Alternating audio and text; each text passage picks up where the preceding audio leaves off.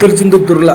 திருச்செந்தூர் திருவிழாவில் நம்ம போனோமா, அந்தால வெளியே நின்று கோபுரத்தை பார்த்து கும்பிட்டோமா, அப்புறம் அந்த கடற்கரையில் போய் நைட்டு தூங்கினோமா, திரும்ப பஸ் ஏறி வந்தோமா அப்படின்னு இல்லாமல் உண்மையிலே திருச்செந்தூர் திருவிழாவை எப்படி என்ஜாய் பண்ணணும், எப்படி எங்கே இருந்து திருச்செந்தூர் திருவிழாவை என்ஜாய் பண்ணுறதுக்கு எந்தெந்த இடங்களை பார்க்கணும், சாமி எப்படி கும்பிடணும், சாமி கும்பிட்றதுக்கான வழிமுறைகள் இருக்கு என்ன, முதல்ல எந்தெந்த இடங்களில் போய் எங்கெங்கே உள்ள சாமிகளை கும்பிட்டுக்கிட்டு வருஷ பிரகாரம் கடைசியில் ஆதி முதல் அந்த முறை அப்படிங்கிற மாதிரி முதல்ல சாமியை கும்பிட்டுட்டு எந்த இடத்துல வந்து முடிக்கணும் அப்படிங்கிற ஒரு அசத்தாலான இன்ஃபர்மேஷனை தான் நம்ம இன்றைக்கி இந்த வீடியோவில் பார்க்க போகிறோம். திருச்செந்தூர் திருவிழானாலே பெரும்பாலும் கன்னியாகுமரியில் இருந்து திருநெல்வேலி அப்புறம் தூத்துக்குடி மாவட்டம், இந்த 3 மாவட்ட மக்களும் களை கட்டி தான் நிற்பாங்க. அந்தளவுக்கு ஒரு மிகப்பெரிய பிரசித்தி பெற்ற ஒரு முக்கியமான திருவிழா இந்த மாசி மாத முருகனோட திருவிழா. கொஞ்ச காலங்களுக்கு முன்னாடிலாம் நாங்களாம் பள்ளிக்கூடம் படித்த காலங்கள்லாம் எங்களுக்கு 6ஆம் திருவிழாந்து ஃபுல்லாக லீவ் விட்ருவாங்க. செம்ம ஜாலியாக இருக்கும். ஏன்னா 6ஆம் திருவிழாந்து லீவ் விட்டாங்கன்னா 10ஆம் திருவிழா தான் ஊருக்கு வரும். 11ஆம் திருவிழா லீவு போட்டுக்கிட்டு அப்படி அதுக்கப்புறம் தான் ஸ்கூல் போகிறது. கிட்டத்தட்ட ஒரு வாரம் ஸ்கூல் லீவாக இருக்கும். ஆனால் இப்போது இன்றைக்குள்ள ட்ரெண்டை பார்த்திங்கன்னா அப்படிலாம் ஒன்றும் ஸ்கூலுக்கு லீவ் விடுறது கிடையாது. இப்போது அதை விட டோட்டலாக பயங்கரமான ட்ரெண்டுகள் உருவாகிட்டு அப்படி தான் சொல்ல முடியும். இப்போது என்ன நடக்குது அப்படின்னா, பெரும்பாலும் தூத்துக்குடி, கன்னியாகுமரி, திருநெல்வேலி மாவட்டத்தில் உள்ளவங்க நடந்து வர்றதுக்கு ஆரம்பிச்சிட்டாங்க.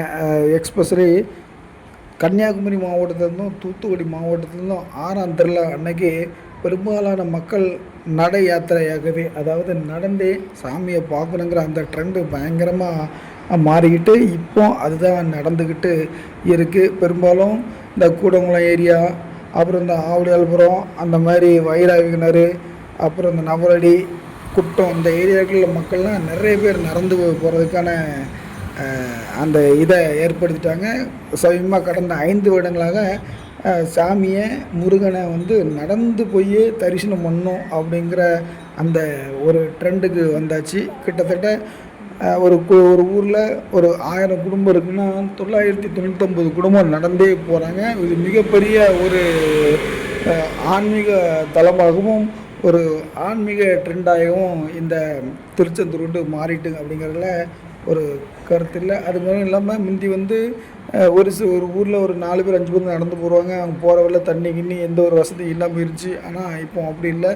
ஊருக்கு ஊர் திரும்ப கன்னியாகுமரியிலேருந்து கூடங்குளம் வரைக்கும் ஊருக்கு ஊரும் இந்த பக்தர்களுக்கு, நடந்து வர்ற பக்தர்களுக்கு தண்ணியிலேருந்து, பிஸ்கட்லேருந்து, டீலேருந்து, காஃபிலேருந்து, ஆரஞ்சு பழம், ஸ்நாக்ஸு, அப்புறம் டிஃபன் கொடுக்குற அந்தளவுக்கு பயங்கர ட்ரெண்டிங் ஆகிப்போச்சு. நிறைய இடத்துல முருக பகவான் மேலே உள்ள அந்த ஒரு பாசத்தின் காரணமாகவும் அவர் மேலே பக்தியும் காரணமாகவும் முருகப்பெருமானே நடந்து வர்றதா அப்படி பாவிச்சு அவங்களுக்கு இந்த அளவுக்கு செலவு செய்து ஸ்நாக்ஸ்லாம் கூப்பிட்றாங்க.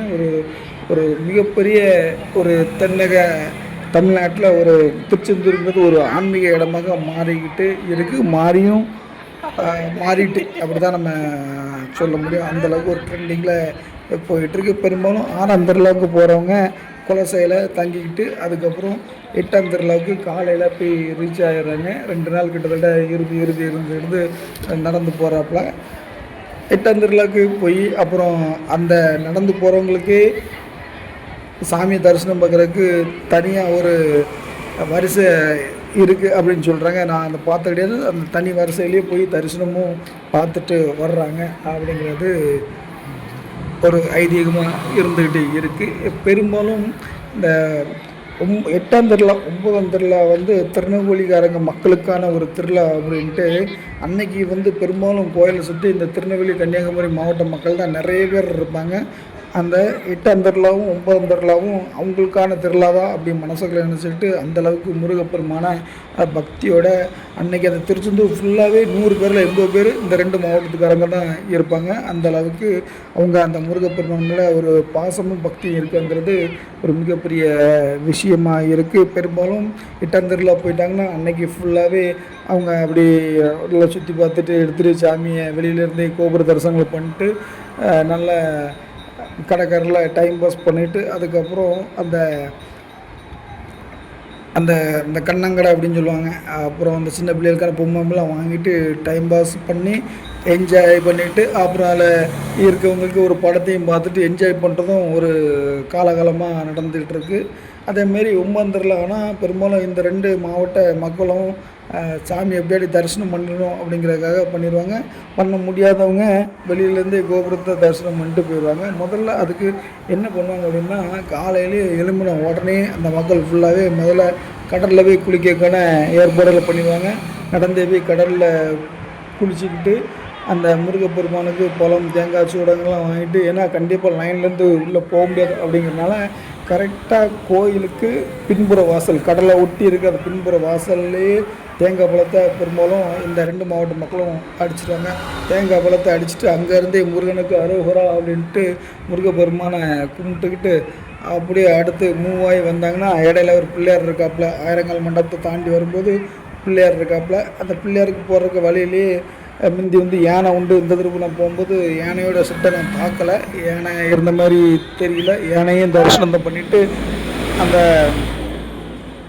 பிள்ளையார் இருக்கார், அந்த பிள்ளையாருக்கு பக்கத்துலேயே ஒரு அவரை நல்லா கும்பிட்டுட்டு ஒரு வெடலை ஒன்று போட்டுருவாங்க. நம்ம இப்போ ஒரு ஃபேமிலியோடு போகிறோன்னா ஃபேமிலியோட எல்லோரும் தலையை சுற்றிக்கிட்டு மண்டையில் அடிச்சுக்கிட்டு மண்டையில் தேங்காய் வச்சு இருக்கு பீடை கடையெல்லாம் போட்டு ஐயா அப்படின்ட்டு நம்மளுடைய பிள்ளையாருக்கு ஒரு வழி தேங்காய் உடைச்சிட்டு அப்படி அதுக்கு பின்னாடியே போயிட்டாங்க அப்படின்னா ஆஞ்சநேயரும் ஐயப்பர் இருப்பாங்க.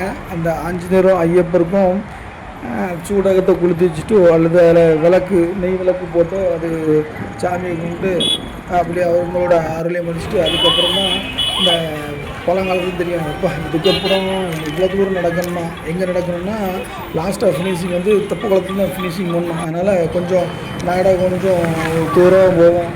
பெருமைப்பட்ட சின்ன பிள்ளைகள்லாம் நான்லாம் சின்ன வயசில் வரும்போது அப்போ இன்னும் 1 கிலோமீட்டர் நடக்க முடியாது, எப்படிடா போய் தொலைவோம் அப்படிங்கிற மாதிரி ஒரு ஃபீலிங்கோடு போனோம்னா அப்படியே ஆயிரங்கால் மண்டபத்தில் அக்கம் பக்கம் பார்த்துக்கிட்டு அங்கே வந்து எங்கள் அம்மாக்கிட்ட அதை வாங்கிட்டாங்க இதை வாங்கிட்டான்னு கேட்டு அப்படி டைம் பாஸ் பண்ணிட்டு போகிற வழியில் ஒரு சமோசாவோ ஒரு டீயை அடிச்சுக்கிட்டு கொஞ்சம் தூரம் நடக்கும். கொஞ்சம் ஒரு 1/2 கிலோமீட்டர் நடந்து போய் வெளியே வந்தோம்னா தலைவன் தெரியாதுல அவர் தான் தேர் 2 தேர் வச்சாங்கன்னு தெரியும். இந்த தேர் வந்தாலே நமக்கு ஒரு மகிழ்ச்சி வந்துடும். எப்பா தேர் வந்தாச்சு, இதுதான் கடைசி. தேரை சாமி பண்ணிட்டு ஒரு ரைட் அடிச்சுட்டு போட்டோம்னா நமக்கு தூரத்துலேயே தெப்ப குளம் தெரிஞ்சிடும். அவங்க இன்னும் ஓடி போயினாலும் தெப்ப குளத்தில் குளிச்சிடலாம் அப்படிங்கிற ஒரு ஃபீலிங்கில் போவோம். இங்கேருந்து போகிறதுக்கும் எப்படியும் 10-20 நிமிஷம் தெப்ப குளத்தடை இருக்காங்க.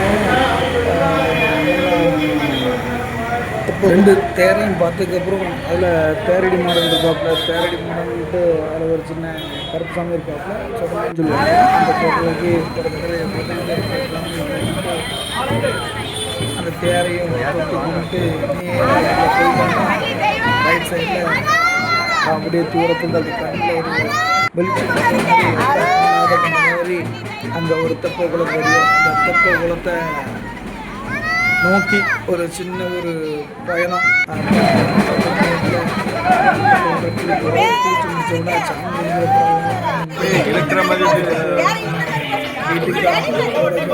வழிகளை ஆயத்தம் பண்ணிடுவாங்க. அப்போ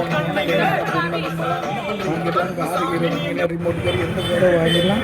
அதுக்கப்புறம் ஷாப்பிங்க்கு ஒரு ரவுண்டு அடிப்பாங்க. அந்த ஷாப்பிங் ரவுண்டெல்லாம் குட்டியாக வச்சுக்கலாம், சேமியாக இருக்கும். அப்படின்னா நமக்கு வீட்டுக்கு பேட்டு, பால், பந்து, கிரிக்கெல்லாம் வாங்கிடலாம். ஒரு மூடோடு போவோம். அந்த தேரை பார்த்து முடிச்சு தேரை தரிசனம் பண்ணதுக்கப்புறம் அதில் ஒரு பிள்ளையார் கோயில் இருக்குது, தெப்பம் தெப்பம்.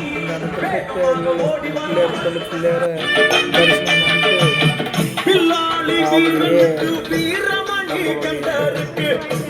ஃபுல் டயர்டையும் அந்த தெப்பத்தில் குளிச்சுக்கிட்டு சொல்லி அங்கேருந்து சென்டரில் உள்ள அந்த ஒரு பிரேக் பண்ணுறது, பக்கத்துலேயே தெப்பத்தூரில் நடக்கிறதுக்கான அந்த வேலைகள் நடக்கும். அதெல்லாம் முடிச்சுட்டு 2 மணி 3 மணி நேரம் அப்படியே குளிச்சுட்டு வெளியே வந்தால் சாப்பாடு கட்டி வச்சு கொடுத்துருக்காங்க. சாப்பாடையும் சாப்பிட்டு பக்கத்தில் மாசத்துக்குள்ள இருக்காங்க. அந்த சாப்பிட்டு இந்த படம் இதோட முடிவடையும். இதுக்கப்புறம் என்டர்டெயின்மெண்ட் தான். ஏன்னா நம்ம எண்ணத்தை வாங்குறது நம்ம இதுவே முடிக்கிறதுக்கு காலைல இருந்து ஒரு 1 மணி ஆகிடும். பஸ் எடுத்து சாப்பிட்ட பிறகு அதுக்கப்புறம் எப்படியோ 4 மணிக்கெலாம் எல்லோரும் கிளம்ப ஆரம்பிச்சிடுவாங்க.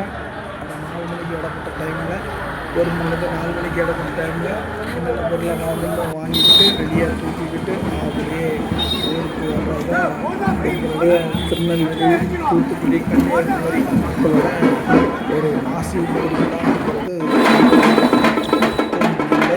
வீடியோ கண்டினியூவாக பாருங்கள். இந்த வீடியோவில் என்னென்ன பண்ணியிருக்கோம், எந்தெந்த பொருளாக வாங்கியிருக்கோம், அதேமாரி எந்தெந்த வீடியோக்கெல்லாம் இந்த வீடியோவில் கண்ட வீடியோக்கெல்லாம் நீங்கள் வாங்கியிருக்கீங்களா அப்படிங்கிறத வந்து தெரியப்படுத்துகிறேன்.